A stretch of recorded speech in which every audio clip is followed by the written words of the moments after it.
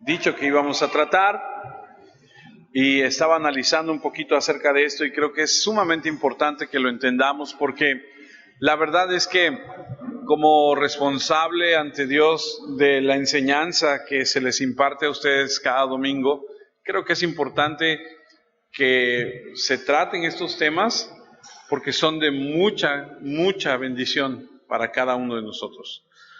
Sé que el tema es difícil en cuanto a lo que conlleva el tema en el sentido de que hablar del dinero siempre es así como delicado, ¿no? Es cuando decimos, los que predicamos, espero que Dios hable a su corazón y que no crea que estamos o que tenemos otra intención. Vamos a hablar acerca del modelo bíblico para dar. Ese es el tema que vamos a estar llevando a cabo durante por lo menos 3-4 semanas. ¿Qué dice la Biblia con respecto a dar? ¿A cuántos de los que estamos aquí nos gusta dar? A algunos nos gusta más recibir, ¿no? También es bonito recibir, porque la Biblia dice que es más bienaventurado dar, o sea, es más feliz el dar que el recibir. Como que un poco contrario a lo que nos enseñan en el mundo, ¿no? O sea, porque el mundo te dice, no, que te den, a ti que te den, a ti que te den. Sí, pero la Biblia dice lo contrario, es más feliz la persona que da que aquel que recibe. Y antes de entrar al tema, quisiera hacerte una pregunta que por supuesto no me tienes que responder, pero quiero, si se puede decir de esta forma, plantarla ahí en tu mente. Cuando llega el domingo, o más bien antes de que llegue el domingo, por ahí del sábado en la tarde, noche, ya cuando te estás preparando para irte a descansar, ¿qué es lo que esperas? ¿Qué aspecto es el que esperas tú del domingo? O sea, quiero planteártelo de esta forma. ¿Cuál de todas las cosas, de las actividades que hacemos el domingo, son las que tú más anhelas que llegue? Es decir, porque es un indicador de dónde tú podrías estar espiritualmente. ¿Esperas el tiempo de la alabanza? O sea, mucha gente dice, a mí me encanta ir y cantarle al Señor. ¿O esperas el tiempo de la predicación? Yo espero que sea ese, ¿no? Uno de ellos, el de la palabra. ¿Esperas venir y platicar con alguien? ¿O tú eres de las personas que dices, pues el domingo pues me gusta ir a la iglesia porque saliendo de la iglesia siempre vamos a comer a algún lugar? ¿Y qué es realmente lo que te gusta del tiempo de ir a la iglesia? Espero que no sea que los domingos estrenas un vestido nuevo o unos zapatos y digas, ya quiero que llegue el domingo para que me lo ponga yo. Espero que no sea eso. Pero suponiendo que fuera algo del ministerio, ¿qué es lo que te gusta? No tienes que responderme, solo quiero que lo analices, si es que en algún momento pudieras hacerte esta pregunta y que tuviera alguna respuesta. Si realmente entendiéramos lo que la Biblia habla acerca de lo que Dios ha prometido, creo, si realmente todos los que estamos aquí pudiéramos entender la riqueza, la bendición que hay en lo que dice la Biblia acerca del dar, creo que muchos estaríamos de acuerdo en que realmente se harían hasta filas para poder participar en la ofrenda. ¿Por qué? Porque cuando se trata de dar, hay dos declaraciones que Jesús hizo en la Escritura que son de suma riqueza. Una de ellas la conoce: dad y se os dará, medida buena, apretada, remecida, rebosando. Ahorita la vamos a ver dónde está. Y a lo mejor algunos de nosotros pensemos que eso es algo del Antiguo Testamento, pero realmente la idea está en toda la Escritura. Lo que creo que estoy tratando de decirte es que cuando tú das, Dios derrama a cambio su bendición. Lucas 6:38 es la Escritura. Dice, dad y se os dará. Fíjate cómo dice, da y se te dará. Medida buena, apretada, remecida y rebosando en nuestro regazo. Porque con la misma medida con que medís, os volverán a medir. ¿Sabes que alguna vez has llenado algún recipiente, en el caso de las mujeres, de harina?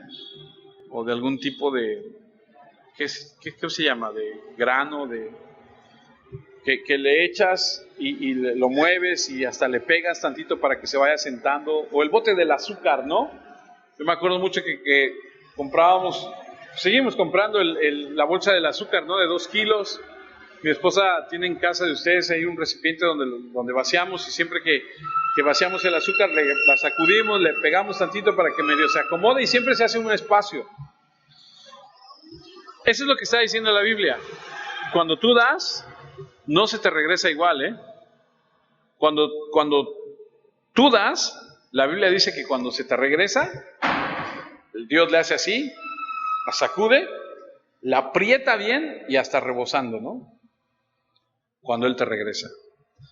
Hay otro pensamiento en 2 Corintios 9:6 que dice: por eso te digo, el que siembra escasamente, también segará escasamente. Y el que siembra generosamente, también segará. Y ese es el principio. Dios va a medir de acuerdo con lo que midas en tu ofrenda. Si das mucho, ¿qué recibes? Mucho. Si das mucho, recibes mucho. Y lo que recibes es medida buena, apretada, remecida, rebosante, que se te dará en tu regazo. Ahora, el simbolismo de esto está tomado de los mercados de grano del Medio Oriente, donde la gente literalmente iría al mercado de granos lista para recibir en los granos en su ropa. Tanto los hombres como las mujeres usaban una prenda de tela holgada que llegaba hasta los pies y la ceñían como una faja, y cuando iban al mercado de granos simplemente sacaban una parte de esa prenda a través de esa faja y se hacía como un efecto bolsa, y entonces ahí se derramaba en su regazo. Fíjese cómo dice de esta ilustración el libro de Ruth, a lo mejor alguna vez lo ha leído. El libro de Ruth, en el capítulo 3, versículo 15, dice: sin embargo, le dijo a Ruth: toma el manto que tienes puesto y manténlo abierto. Ella lo mantuvo abierto y él tomó unos 20 kilos de cebada, los echó en el manto y le ayudó a ella a echarse el manto al hombro. Luego él se volvió al pueblo. Es la ilustración que yo te digo, que usaban la ropa como parte de una bolsa para echarse o llevarse los granos, y esa es la imagen que Jesús hace alusión ahí en Lucas 6. Dios quiere llenar tu regazo con bendiciones abundantes hasta que sobreabunden. Y el principio es simplemente este: la generosidad al dar resulta en una mayor recompensa de parte de Dios. ¿Quieres la bendición de Dios? ¿La quieres derramada? ¿La quieres rebosante, apretada, remecida?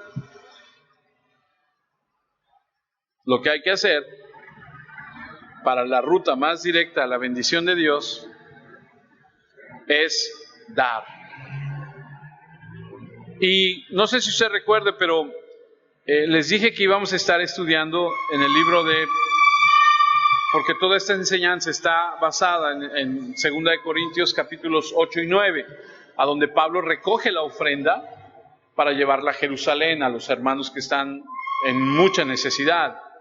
Y vamos a ir a través de la Escritura aprendiendo qué es lo que dice Dios acerca del dar y cómo es que nosotros debemos convertirnos en dadores generosos que hacen un sacrificio para darle a otros. Porque estaría de más que yo le dijera: levante su mano, ¿quién quiere que Dios le bendiga? Pues todo el mundo quiere que Dios le bendiga. ¿Quién quiere recibir de parte de Dios esta mañana? Pues todos queremos recibir de parte de Dios esta mañana, y todos tenemos diferentes necesidades. El que no tiene que pagar esto, tiene que pagar aquello, y el que no tiene un hijo enfermo, y el que no, qué sé yo, la necesidad que tú y yo tengamos. Pues todos necesitamos de Dios, todos venimos buscando al Señor para honrarle, para escuchar su palabra, pero sí, todos tenemos una necesidad, y eso es verdad. Entonces el principio aquí es que nosotros debemos entender cómo funciona esto, y la manera en que funciona es que Dios no le queda de ver nada a nadie. Si tú le das al Señor, Él te da, y te da bien. Hechos capítulo 20, versículo 35 dice: siempre les mostré que deben trabajar así y ayudar a los débiles. Les recordé esto que dijo el Señor Jesús: uno es más afortunado cuando da que cuando recibe. Esta es otra versión de aquella escritura que conocemos tú y yo, que es más bienaventurado dar que recibir. El que tiene mayor bendición es el que dice, da. Y eso debería ser suficiente para hacernos hacer filas para dar. ¿Quieres recibir de parte de Dios? Da. Hablaba yo con una de mis hijas que me dice, se los comenté el otro día, que me dice, es que a mí me cuesta mucho dar. Dije, la única solución para curarte de eso es que des. Es que a mí me cuesta, da. Y da hasta que digas, ya no me duele dar. Porque la bendición está en dar. Aprende a desprenderte de las cosas. Porque tenemos la bendición de parte de Dios, que si nosotros, la promesa de parte de Dios también, que si nosotros damos, Él nos va a dar de manera generosa. Él es la fuente de todo. Hemos aprendido que ¿quién nos da las cosas que tenemos? Dios. ¿De quién son las cosas que tenemos? De Dios. ¿Tú crees que tus hijos son tuyos? No. ¿Tú crees que la vida que tienes es tuya? Mucha gente dice, yo puedo hacer de mi vida lo que yo quiera. En cierto sentido, pero el que determina cuándo desenchufa o cuándo apaga la luz es el Señor. Todo el poder para hacernos ricos, para salir adelante, para obtener las cosas que queremos, nos las da el Señor. Y Él nos está diciendo, aprende a cómo manejar el dinero, aprende a que el dinero no te maneje a ti. Así que nosotros debemos aprender a llevar que es un tema muy importante, y se los decía yo, porque mucha gente en este tema, mucha gente patina, mucha gente, permítame usar esa expresión, mucha gente resbala, mucha gente cojea, si es que o tropieza, o no sé qué adjetivo usar, pero mucha gente tiene problemas cuando se lleva al punto del dinero. Se vuelven acaparadores, se vuelven tacaños, se vuelven indulgentes consigo mismos, protectores, no quieren gastar, no quieren invertir, no quieren soltar. Conozco gente que a su familia la trae muy mal. Cuando digo la trae, me refiero a que puede y que tiene, pero que prefiere guardarlo o prefiere gastarlo en cosas que creo yo, en un sentido, no valen tanto la pena. Entonces debemos ir a la Escritura. Hablaba yo con una maestra esta semana ahí en la escuela donde trabajo y me decía, es que no sé cómo decirle a los padres de familia. Yo les decía, es que no se trata de lo que tú pienses o no se trata de lo que yo crea, porque a ustedes los crearon sus padres de una forma y a mí de otra, y a lo mejor para ti es una cuestión de principios de lo que te enseñaron tus padres, pero a lo mejor a mí mis padres me enseñaron que eso es totalmente irrelevante. Pero para ti es muy importante. Entonces lo que tenemos que hacer tú y yo para poder darle un consejo a alguien es ir a alguien mayor. ¿Y qué es lo que tenemos que hacer? Es ir a las Escrituras. Porque yo te puedo decir, o podríamos invitar a alguien que ha sido muy exitoso, que es un empresario, que tiene mucho dinero, a que nos dé una conferencia de cómo llevar nuestras finanzas. Pero eso le ha funcionado a él. Y a lo mejor a él le funciona porque él es muy ordenado, y a lo mejor a él le funciona, qué sé yo, porque ha tenido suerte, porque Dios le ha permitido, qué sé yo. Pero no se trata de lo que diga él o diga yo, se trata de lo que dice Dios acerca del dinero. Y cuando se trata de lo que dice Dios, no hay otra más que obedeces o desobedeces. Porque es así de fácil. Con Dios es, ¿lo haces o no lo haces? Si no lo haces, no esperes resultados. Pero si empiezas a poner en práctica lo que Dios dice, entonces las cosas empiezan a cambiar.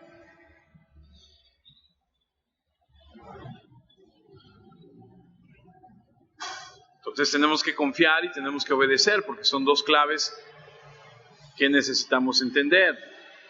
La orden es dar y la promesa es que Él te dará a cambio.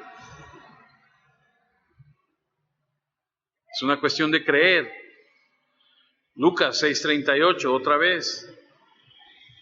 Den a los demás y ustedes también recibirán. Se les dará una cantidad mayor a la que puedan contener en su regazo. Aunque se la haya agitado y apretado al máximo, siempre se rebosará.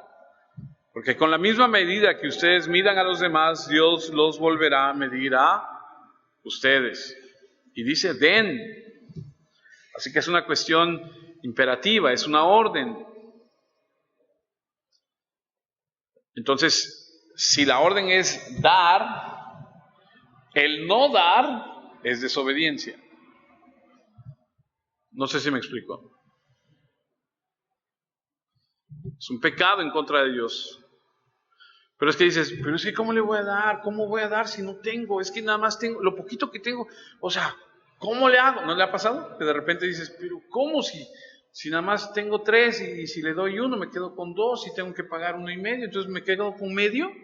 Pues es que también debes entender que el no confiar en Dios es pecado. Es así de fácil. Así que si realmente entendiéramos que el dar generosamente nos va a traer abundante bendición, todo el mundo diría, yo quiero dar primero, ¿dónde voy a quedar? ¿No? La verdad es que aprenderemos esta maravillosa enseñanza ahí en 2 Corintios capítulo 8 y 9, como le dije, del modelo de generosidad cristiana, de la generosidad de los hermanos para darle a otros.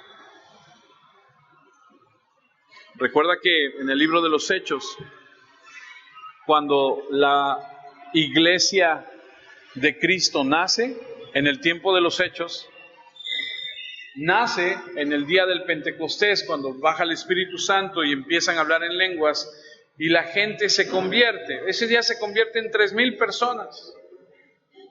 ¿Dónde vas a meter a 3,000 personas si ni siquiera tienen un lugar a donde reunirse?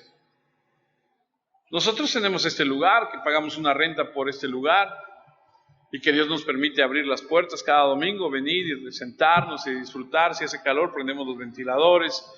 Si hace frío, cerramos las ventanas. Podemos proyectar aquí, tenemos la comodidad del baño cerca, etc.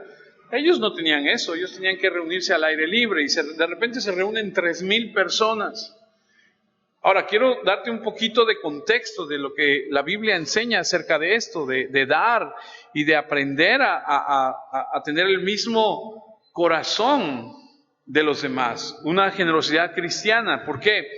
Porque vamos a basar nuestro estudio en 2 Corintios 8 y vamos a comenzar solamente con los primeros 3 versículos, pero lo que está sucediendo en 2 Corintios 8 tiene que ver con lo que sucedió en Hechos 4. Cuando en Hechos 4 la gente que llegó a la celebración de cada año, como judío tenían la costumbre de a donde quiera que estuvieras en el mundo, tenías que regresar a Jerusalén a rendir, a llevar a cabo estas fiestas. Entonces cada año venían miles y millones, dice por los historiadores, que llegaban a Jerusalén, que se convertía en la ciudad de las tiendas, porque era como un gran tianguis donde ponían muchas carpas, porque no había hostales suficientes, porque no había lugares suficientes para hospedar, y la gente convertía las calles en un campamento, y había cerca de 2 millones de personas en la ciudad de repente. Usted sabe que en unos días van a venir un festival de danza a Córdoba. Viene gente de todo el mundo. Sabe que hay, en Córdoba, pues hay, ¿cuántos hoteles habrá? ¿20, 50 hoteles? Y que el derrame económico en estas fechas va a ser bueno, porque pues la gente va a venir a los hoteles, va a comer en los restaurantes, qué sé yo, van a comprar algún souvenir o van a irse a tomar un café, y entonces va a haber una economía. Y eso es lo que pasaba. Pero tú vienes como judío, porque no eres cristiano, vienes como judío, que vienes cada año a celebrar las fechas de la Pascua a Jerusalén, porque lo ha hecho tu familia durante muchos años, lo has hecho tú desde niño, y ahora te toca llevar a ti a tu familia, y llegas de repente, y este año es diferente, porque este año que llegas, escuchas que hay un Mesías, escuchas que hay algo que está sucediendo, y entonces tu corazón cambia y de repente tus ojos espirituales son abiertos y dices, oh, esto no lo sabía. ¿Y ahora qué voy a hacer? Porque yo no soy de aquí de Jerusalén, yo soy de una región de allá del Ponto, soy de alguna región de allá de por Egipto, y allá donde yo regreso, pues no hay esto. ¿Qué hago? Y entonces los hermanos de Jerusalén te dicen, no te vayas, quédate. Pero el contexto es que la gente que venía muchas veces era muy, muy pobre. Incluso algunos eran hasta esclavos que les permitían ir y regresar. Y entonces hay una gran necesidad. Entonces, 2 Corintios capítulo 8, versículo del 1 al 3 dice: hermanos, ahora queremos que sepan de la oportunidad que han tenido las iglesias de Macedonia de recibir y expresar el generoso amor de Dios. Ellos han pasado por muchos sufrimientos, viven en la ¿qué? ¿Cómo dice? ¿En la qué? En la pobreza. Pero a pesar de ella y de las dificultades han sido muy... ¿Usted alguna vez ha conocido a alguien que vive en una casa humilde? Y cuando digo humilde me estoy refiriendo a un lugar sencillo, a lo mejor es incluso hasta una casa de madera, de techo de lámina. Es un lugar sencillo, pero que cuando llegas a su casa ya no sabe qué darte. Pásele y te da café y dice: ahorita hacemos unas tortillas, y echan tortillas de mano y sacan unos frijolitos de olla y te comparten ¿de qué? De lo que tienen, y de manera generosa, porque te acabas lo que te sirven y dice: ¿quiere más? Y te dan más. ¿Alguna vez ha pasado por esa experiencia? Yo sí. De esa gente que es generosa, y dice que el generoso amor de Dios, ellos han pasado por muchos sufrimientos, viven en la pobreza, pero a pesar de ella y de las dificultades han sido muy generosos porque están llenos de alegría. Y aquí me podría yo parar, aquí me podría yo detener un buen rato. Le voy a decir una cosa: el dinero no es la felicidad.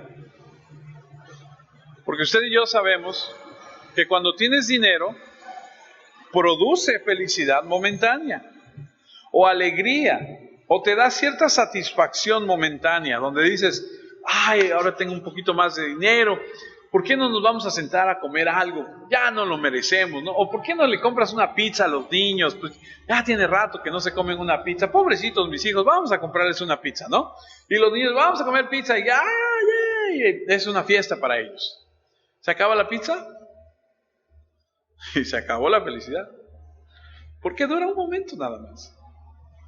O aquel que tiene mucho dinero, que tiene tanto dinero que dice: ¿qué voy a hacer? Ay, voy a contratar a alguien que cuide mi casa, voy a poner cámaras para que no se metan, voy a asegurarme, voy a comprar eso. ¿Tú crees que hay felicidad? ¿Tú crees que hay paz? Está preocupado porque lo que tiene no quiere que se lo roben, que se lo quiten. Me llama poderosamente la atención que aquí dice que a pesar de estar en estas dificultades económicas, eran muy felices, eran generosos, porque estaban llenos de alegría. ¿Sabes qué produce la verdadera alegría? El estar en paz con Dios. La verdadera armonía, la verdadera alegría viene de tener a Cristo en tu corazón. Hace rato platicaba con Julio y le decía yo: Julio, tengo 34 años de casado y te puedo decir, no puedes irte a la cama peleado con tu esposa. No puedes, no debes. La Escritura es bien clara. La Escritura dice que no se ponga el sol sobre vuestro enojo. ¿Por qué? Porque rompe la armonía, porque rompe la alegría, porque rompe la paz. Tú te puedes sentar en la casa de alguien a comer frijoles de olla con un pedazo de queso jarocho y una tortilla recalentada. Se me hace agua la boca, pero en paz, tranquilos. O puedes irte a comer a la casa del hombre más rico. Hace rato pasamos por nuestros nietos ahí al restaurante de sus papás, y el restaurante estaba repleto, estaba lleno, y estaba yo observando una mesa que estaba ahí junto, y veía yo a uno de esos señores que estaban ahí sentados, que lo conozco, que es una de las personas más ricas de Córdoba, que tenía una cara de pocos amigos, que en lugar de disfrutar del momento, de la comida tan rica, del momento con su familia, está todo estresado, todo enojado, todo. Y me pongo a pensar en esto. Les puedo asegurar, dice el versículo 3, que ellos dieron todo voluntariamente y hasta entregaron más de lo que podían. Esto es lo que nos va a introducir a lo que vamos a estar viendo, que es el dar de manera cristiana. Y vamos a aprender varias cosas. La primera cosa de la que vamos a aprender es que esta gente dio para apoyar a los líderes. Ellos dieron para que los líderes pudieran ser sostenidos, es decir, dieron para darle a los apóstoles, a los profetas, a los evangelistas, a los pastores, a los que tenían la responsabilidad de dirigir, de servir, de trabajar en la iglesia. Sin duda apoyaron a quienes trabajaron junto a ellos. Esto lo encontramos a través de toda la Escritura. Y Pablo habla acerca de esto con los corintios. Él habla de su propio ministerio. Una escritura está en 1 Corintios, capítulo 9, versículo 6, a donde dice: ¿o es que Bernabé y yo somos los únicos que debemos tener trabajos para ganar nuestro sustento? Y a mí me gusta mucho la enseñanza que tiene la escritura a través de Pablo con respecto a esto, porque yo vengo de un trasfondo espiritual a donde se me enseñaron algunas cosas que hoy creo que estaban mal, a donde se me inculcaron algunas cosas que hoy puedo decir que estaba equivocado. Yo sí creo que el pastor tiene que trabajar aparte para mantener a su familia cuando la iglesia no alcanza a cubrir los gastos del pastor. Si esta iglesia demandara tanto el tiempo y demandara tanto que el pastor estuviera al frente y que no pudiera hacer otra cosa más que atender a la iglesia, entonces que la iglesia lo sostenga.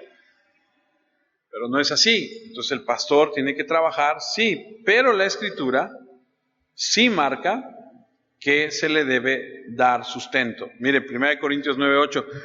Pero esto no es solo en punto de vista humano, la ley de Dios también lo dice. ¿Y a qué se refiere? Versículo 10, más bien se refería a nosotros, la escritura es para nuestro bienestar, pues tanto el que ara la tierra como el que trilla deben hacerlo con la esperanza de recibir una parte de la cosecha.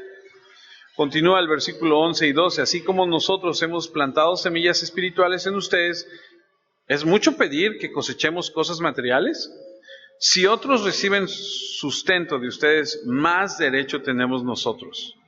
De la misma manera, dice el versículo 14, Dios ha ordenado que los que anuncian la buena noticia de la salvación vivan de ese trabajo.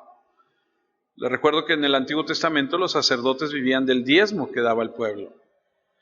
Y lo que está diciendo es que debemos apoyar a través de la iglesia a los líderes, a los maestros que enseñan. Gálatas 6:6.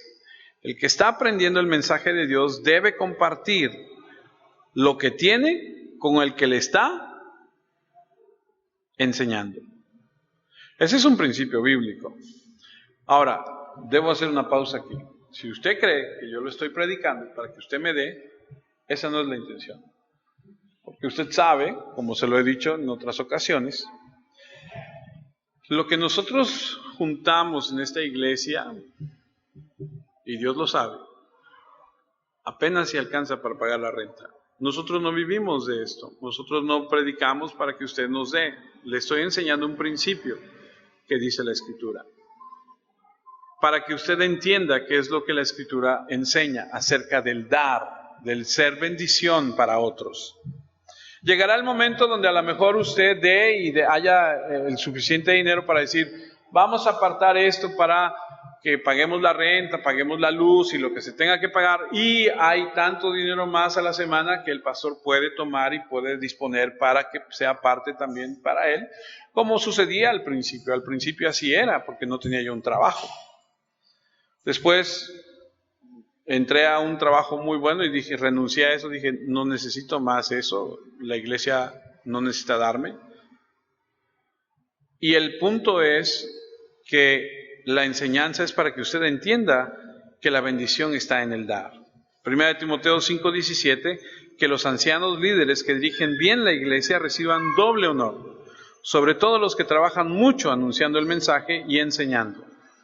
La traducción aquí dicen algunos teólogos que es dignos de doble tim. Ese tim significa doble paga, especialmente aquellos que trabajan duro en la predicación y en la enseñanza.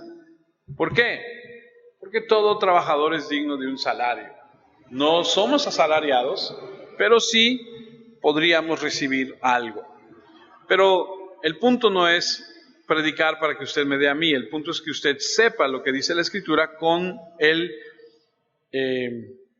sesgo de que en el dar está la bendición. Y la enseñanza es que esta gente dio para apoyar a los líderes, pero también el segundo punto es que dieron también para la población general de la iglesia. Entonces, el punto es, cuando como cristianos damos para dos cosas. Número uno, para apoyar a aquel que está al frente, y número dos, para apoyar a todos los demás. Si yo en este momento les dijera, entre nosotros hay algún hermano que tiene una necesidad, y hemos sido muy claros en ese sentido. Y cuando lo digo así, quiero ser muy respetuoso. Hermanos de la iglesia, que son miembros de la iglesia, que pertenecen a la iglesia, que hemos estado juntos en la iglesia. Habrá alguien que tenga alguna necesidad y de repente alguien por ahí pueda decir, yo tengo una necesidad, fíjense hermanos que me está pasando esto y esto. ¿Qué sucedería si entre todos dijéramos, ¿cuánto necesitas, mi hermano? Y entre todos dijéramos, aquí está, no te vamos a resolver a lo mejor, o a lo mejor sí alcanza, pero te vamos a juntar para que tú tengas. ¿Lo hemos hecho? Sí. ¿Lo hemos hecho en años pasados? Sí. No sé si se recuerdan, pero en años pasados cuando llegaban estas fechas de Navidad, cuando recibíamos nuestros aguinaldos, decíamos, ¿quiénes de los que están aquí no reciben aguinaldo?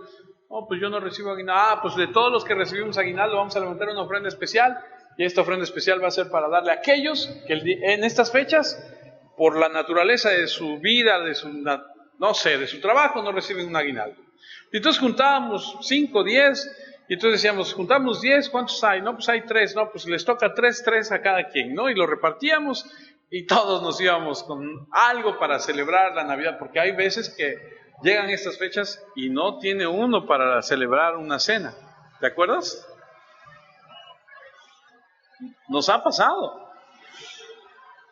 Platicaba con mis hijos y les decía yo, ustedes no han pasado, gracias a Dios, por esa situación, pero hay gente que en Navidad, un pollo rostizado es la cena de Navidad.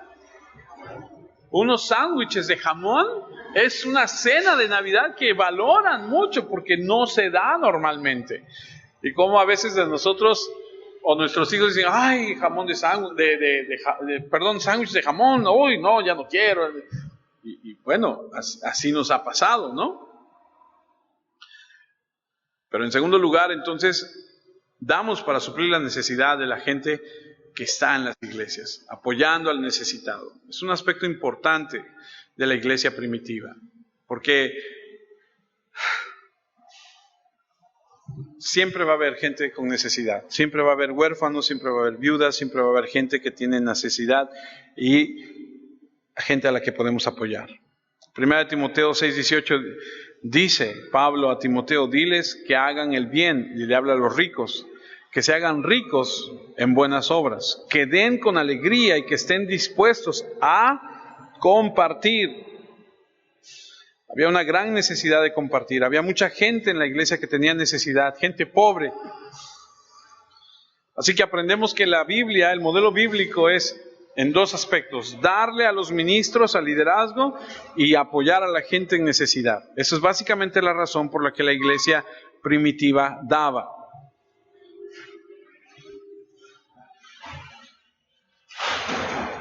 Hace unos meses atrás hablábamos Oscar y yo que a lo mejor algún día Dios nos permita tener un terreno para construir una iglesia, para tener nuestras propias instalaciones. Qué bueno, a lo mejor. Imagínate tener un lugar que ya sea propio. Qué bueno, ¿no? ¿No se puede ahorita? No, claro que ahorita no se puede. ¿Se podrá? No lo sé. A lo mejor yo nunca lo vea. A lo mejor lo hagan otros. Damos para, de repente decimos, ¿quién está aquí desde que llegamos a este lugar? Ustedes, Lucy, ¿llegaste aquí a este lugar cuando llegamos a rentar aquí? ¿Te tocó todavía el piso verde? ¿No? No, entonces no sabes cómo estaba este lugar. ¿Te acuerdas cómo estaba? A Oscar ni le pregunto porque él nos ayudó a arreglarlo. pero estaba muy feo. De hecho, hace 1 año y medio vino la dueña de este lugar que no había entrado nunca, y cuando entró se sorprendió, dijo, ¡oh! Porque era una bodega, literal, y estaba muy, muy maltratada.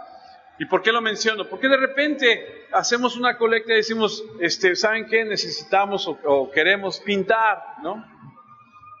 Y lo hemos hecho, o vamos a arreglar el piso. No le vamos a poner un mosaico, pero sí le vamos a dar su manita, ¿no? Y lo hemos arreglado y de repente, oiga, vamos a hacer esto. Les confieso, cuando venimos a este lugar, alguien me fue a ver a la casa de ustedes y me dijo, tenga, aquí hay un cheque de 20,000 pesos, empiézale. Y pusimos la pared y compramos las puertas y empezamos a pintar y empezamos a arreglar y pusimos ese muro para disfrazar un poquito ahí cuando entras y sales del baño, ¿no? Porque salir del baño así nada más como que de repente distrae mucho, ¿no? Entonces, siempre hay un momento, siempre hay una oportunidad para poder dar, para poder sembrar, ya sea con el pastor o con quien está dirigiendo o con algún hermano o en las instalaciones. El problema aquí no es apoyar al liderazgo, el asunto aquí es satisfacer las necesidades de los pobres. Lo que estamos aprendiendo y de dónde se basa esta escritura que vamos a estar desglosando, si usted me permite, ver las necesidades de la gente, de la propia iglesia, y vamos a aprender qué es lo que Pablo enseña en el capítulo 8 y 9 de 2 de Corintios, porque aquí hay una situación y sobre todo hay una oportunidad para sembrar.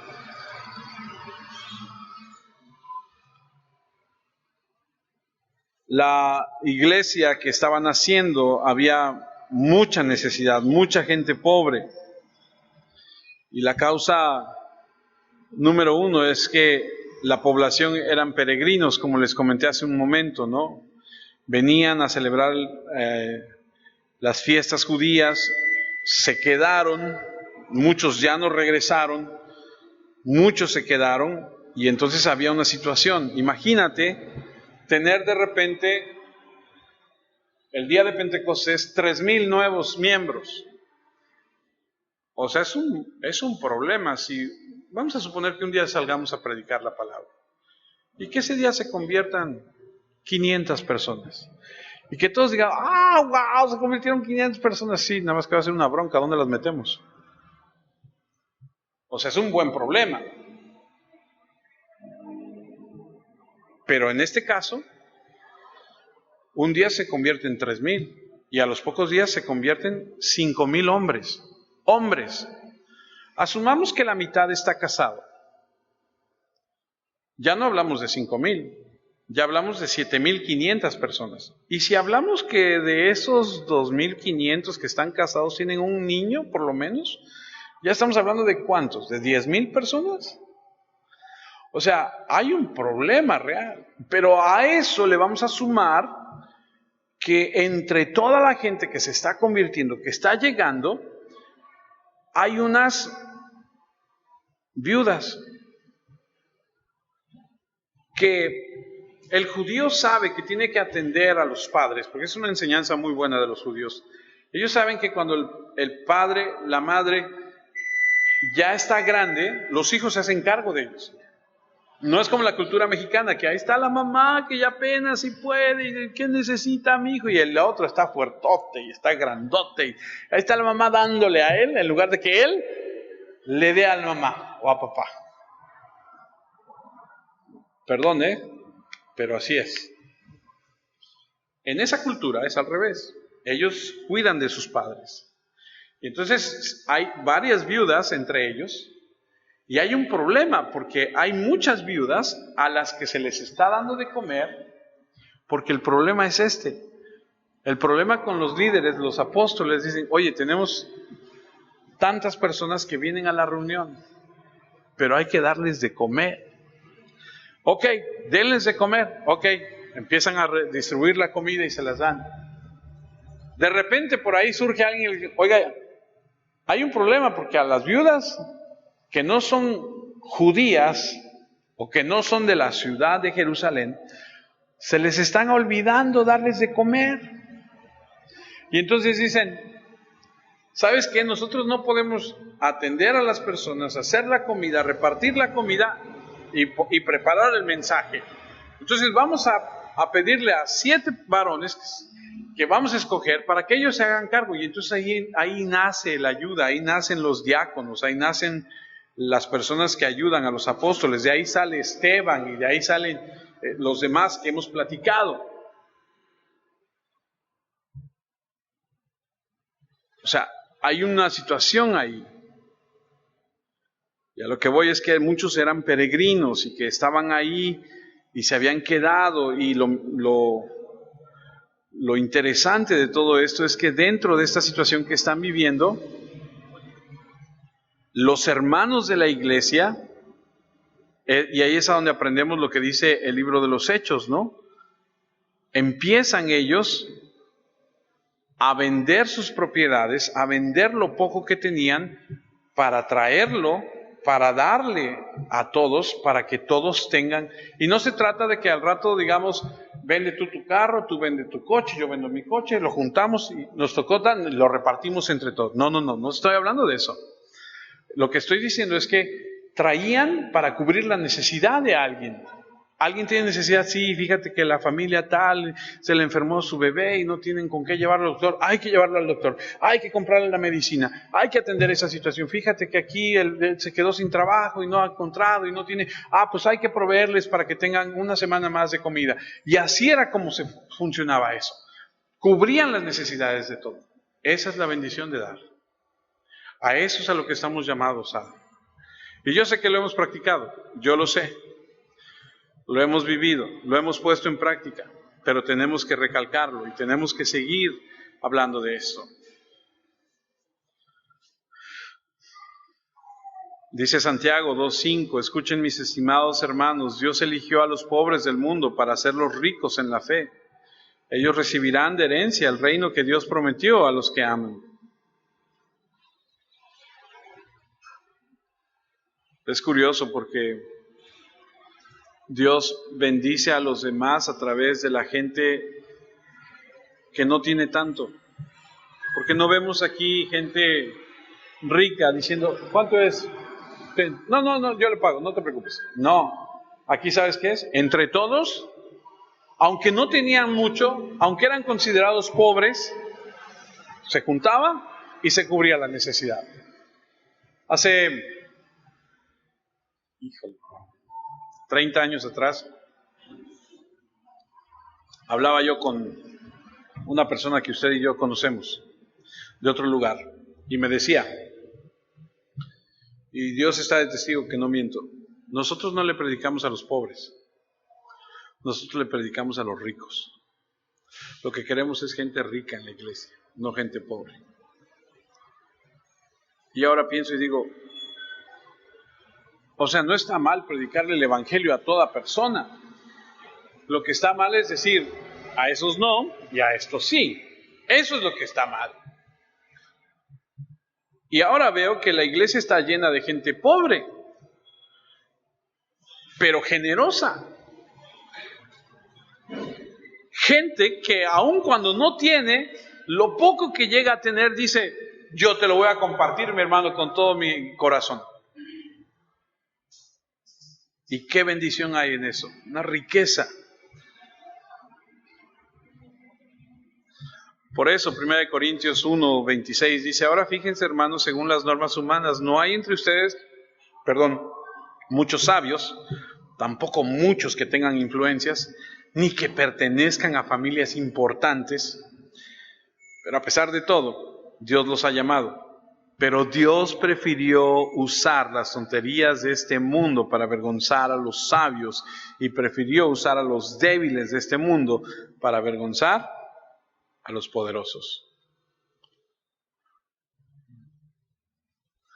La gente que estaba en las iglesias era pobre, pero ellos eran los que apoyaban a todos los peregrinos que estaban entre ellos. Esa iglesia tuvo que comprar comida, prepararla, distribuirla, darla a las viudas, escoger a estos hombres, ponerles esa responsabilidad, porque ¿sabes qué? A lo mejor entre ellos no había peregrinos, a lo mejor entre ellos no había gente que había venido, a lo mejor tú eras de Jerusalén y habías conocido el Evangelio y Dios había abierto tus ojos y tú te habías integrado a la iglesia. Pero ¿qué pasaba? Toda la sociedad, o la mayoría de la sociedad, era judía, creyente del Antiguo Testamento. Llegas tú, convertido, ahora sigues a Cristo. Tienes un negocio y tus clientes ahora te dicen, con que te convertiste. Pues ahora no te compramos a ti, ahora vamos a comprarle al otro. Usted conoce un poquito acerca de la historia, sabe un poquito acerca de la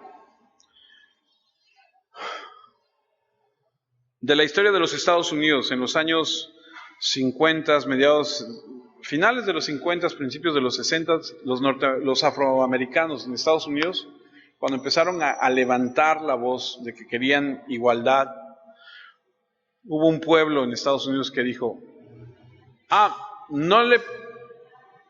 imagínate ser maltratado toda tu vida, imagínate que te subes al autobús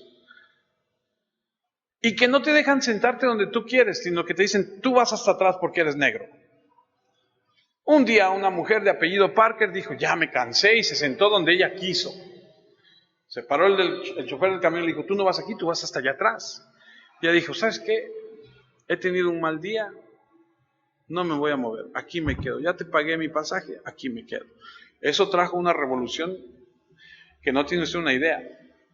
La bajaron, la arrestaron, se la llevaron a la cárcel porque no se quiso cambiar de lugar. ¿Sabes qué generó eso? Lo que pasó aquí. Los negros dijeron, ¿no? Pues ahora no nos vamos a subir al camión. Ahora vamos a caminar, aunque tengamos que caminar kilómetros. ¿No? Pues ahora no vamos a comprar nuestras compras, no las vamos a hacer en este pueblo. Ahora vamos a ir a comprar al otro pueblo. Y entonces empezaron a reparar, empezaron a decir, ¿por qué estoy diciendo esto? Porque les estoy dando un ejemplo. El ejemplo era, tú te convertías a Cristo y te cerraban las puertas. No te vendían o no te compraban. O si estabas viviendo en la casa de tus padres, te echaban a la calle. ¿Y a dónde ibas? A la iglesia. O sea, hay una unidad en la iglesia en ese momento donde dicen, vamos a acoger, vamos a abrazar a todos los que son parte de nosotros y nos vamos a apoyar entre nosotros. Y ahí es a donde está el dar, ayudar a la gente que se convertía, venía a la iglesia y ahí se le apoyaba. Juan 16:2 dice, ellos los expulsarán de la sinagoga. De hecho, va a llegar el día en que todo el que mate a uno de ustedes pensará que está sirviendo a Dios. Ese era Pablo, ¿se acuerdan de Pablo? Pablo decía que él estaba haciendo el bien, persiguiendo a los cristianos y llevándolos a la cárcel. Ellos tenían aquí en su mente que todo aquel que se convertía a Cristo estaba mal. Y entonces dice Jesús, va a llegar el día que te van a expulsar de la sinagoga. O sea, ya no te van a permitir pertenecer a su grupo. ¿Eso qué quiere decir? No te compramos, no te vendemos, te rechazamos. Y entonces, usted sabe que nosotros, y hablo de los que estamos aquí, por ser hermanos en Cristo, somos o deberíamos de estar más allegados que aún nuestros hermanos carnales. Porque a mí me rechazó mi familia carnal el día que me casé con mi esposa, el día que declaré que era cristiano, me dejaron de invitar, me dejaron de... Sí hay apoyo, pero así de... Bueno, de repente así, ¿no? Pero la gran mayoría... Sí se los he contado, ¿no? O sea, hay un chat de la familia, yo no estoy en él. El otro día mi prima me dijo, oye, ¿no te mandaron un mensaje? Le dije, no, pues yo ni sabía que había un chat. Dice, es que estamos todos ahí. Pues sí, pero yo no. ¿Por qué crees que no estoy? Por esto.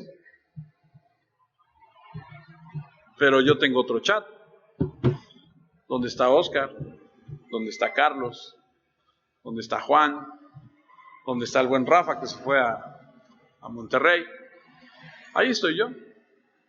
Que si yo sé que si necesito algo le hablo a Oscar, le digo, oye Oscar, ayúdame. Le puedo hablar a Carlos, le puedo decir, él me puede hablar a mí, él me puede hablar a mí. ¿Por qué? Porque somos y debemos ser un grupo. Y no se trata de un pensamiento positivo, no, se trata de la Biblia. ¿Y de qué? ¿Y cuál es la base de todo esto? Que la Biblia nos manda a apoyarnos unos a otros.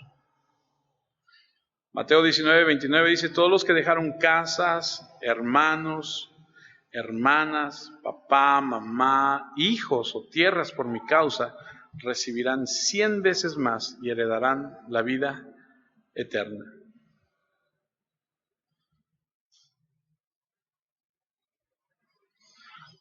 En ese entonces había una escasez, había un problema de dinero, como hoy, ¿no? Como hoy lo hay. Difícil la situación. Creo que ahora el aceite vale quién sabe cuánto, ¿no? El otro día me espanté, iba yo a comprarme un desodorante y dije, ¿qué? ¡Wow! ¿Cuánto vale un desodorante? La economía de aquel entonces era difícil, estaba bastante difícil. De hecho, uno de los profetas lo declaró, mire lo que dice Hechos 11:27. Por este tiempo algunos profetas de Jerusalén fueron a Antioquía y uno de esos profetas, ¿cómo se pronuncia? ¿Agabo? Dijo por medio del Espíritu Santo, vendrán al mundo tiempos muy malos y habrá gran escasez de alimentos. Esta hambruna sucedió cuando Claudio era emperador. Los seguidores decidieron que iban a ayudar a sus hermanos que vivían en Judea. Cada uno de ellos planeó enviarles toda la ayuda que pudiera. ¿Por qué? Porque donde hay una necesidad, tú y yo como hermanos tenemos que cubrirla. ¿Se acuerdan que hemos hablado y cuando estudiamos primera de Juan, Juan dice en una de sus cartas, tú no le puedes decir a un hermano que Dios te bendiga, cuídate, no te vayas a enfermar, está lloviendo. No lo puedes enviar sin... Si estás viendo que tiene una necesidad, cúbrele esa necesidad si tú puedes. La bendición está en dar.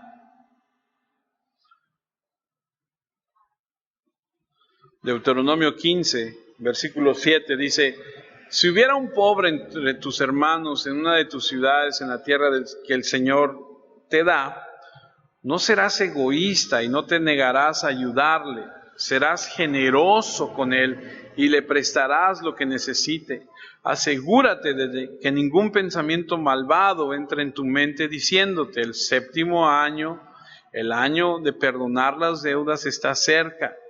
Y mires a tu vecino pobre de manera hostil y no le des nada. Porque dice, había una época donde cada determinado tiempo se perdonaban las deudas. Entonces, no le voy a prestar porque ya viene el tiempo donde ya se perdonan las deudas. Mejor que pase esa fecha, entonces le presto y me tiene que pagar porque, ¿sí me entiende lo que le digo?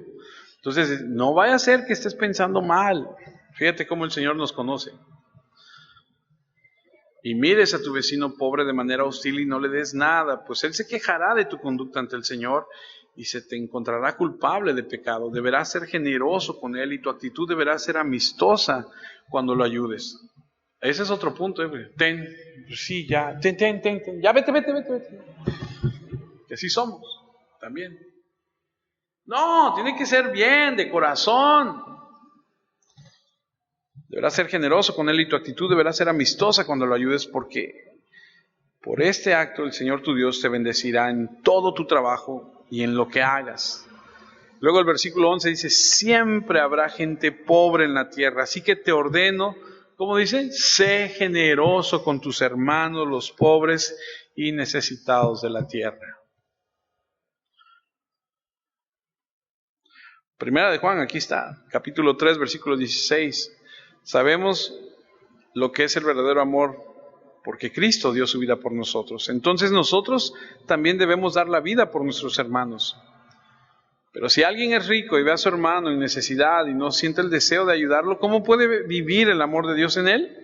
Hijitos, nuestro amor no debe ser solo de palabras, pues el verdadero amor se demuestra con hechos. Hechos 20:35, siempre les mostré que deben trabajar así y ayudar a los débiles. Les recordé esto que dijo el Señor Jesús, uno es Más afortunado cuando le da que cuando recibe. Misma escritura, 6:38. Lucas, den a los demás y ustedes también recibirán lo que se les dará, una cantidad mayor a la que puedan contener en su regazo. Aunque hayan agitado y apretado al máximo, siempre se rebosará, porque con la misma medida que ustedes miden a los demás, Dios los volverá a medir a ustedes. Ahora le voy a hacer una pregunta. ¿A quién de nosotros no le gustaría recibir ayuda en el día de la necesidad? ¿A quién de nosotros no le gustaría ser sanado cuando esté enfermo? ¿No? Dios, ay, tengo una necesidad. Se cubre la necesidad. Ay, estoy enfermo. Se sana. Claro que nos gustaría, ¿cierto? Salmo 41, versículo 1. Afortunados los que ayudan al pobre a salir adelante, porque cuando estén en peligro, el Señor los salvará. El Señor los protegerá y los mantendrá con vida. Serán felices en la tierra y no los dejará caer en manos de sus enemigos. El Señor les dará fortaleza cuando se sientan débiles, los sanará cuando estén enfermos y en cama. ¿Quieres estar protegido el día de angustia? ¿Quieres que te mantengan con vida? ¿Quieres ser bendecido? ¿Quieres estar sano? Da. Ayuda al necesitado. No lo digo yo, lo dice la Escritura. Proverbios 14:31. El que explota al pobre, pobrecito, ofende al Creador. Pero el que le tiene compasión, honra a Dios. Por favor, hermanos, nunca, jamás se les ocurra no pagarle a alguien que le haga un trabajo. Cuando alguien les haga un trabajo, si les cobra carísimo, ustedes tendrán la culpa por no preguntar antes. Páguenle, porque si esa persona se queja con Dios, ¿a quién creen que le van a jalar las orejas? A usted. Esto es delicado. Proverbios 19:17, ayudar al pobre es hacerle un préstamo al Señor. Dios mismo te recompensará. Y aquí es a donde les digo, Dios no le queda de ver nada a nadie, ¿eh? Si tú le das al pobre, Dios viene y te dice, ¿cuánto? Ahí está, pagada la deuda. Proverbios 13:21, el mal persigue al pecador, pero el justo prospera. Proverbios 22:2, el rico y el pobre tienen en común que el Señor los creó a ambos. No nos creamos más que los demás. No somos más, no somos mejores por tener un peso más. Así que podemos ser bendecidos en nuestro dar. Ese es el principio, es un mandato, es que hay que dar, hay una promesa, una gran bendición. La iglesia en Jerusalén sabía eso, lo creyó y trató de cumplirlo. Hechos 2:44, todos los creyentes permanecían unidos y compartían sus bienes y vendían lo que tenían y repartían el dinero entre los que estaban necesitados. Hechos 4:32, todos los creyentes pensaban de la misma manera y estaban todos de acuerdo. Ninguno de ellos decía que lo que tenían era solo suyo, sino que era de todos. Por eso es que yo le digo, cuando cotorreaba yo con Lalo, le decía yo, este coche no es tuyo, este coche es de Dios, es para servicio, es para todos. Así es. ¿O acaso usted cree que la casa que usted tiene es suya? ¿O el coche que usted compró es suyo? ¿Quién le dio el dinero para eso?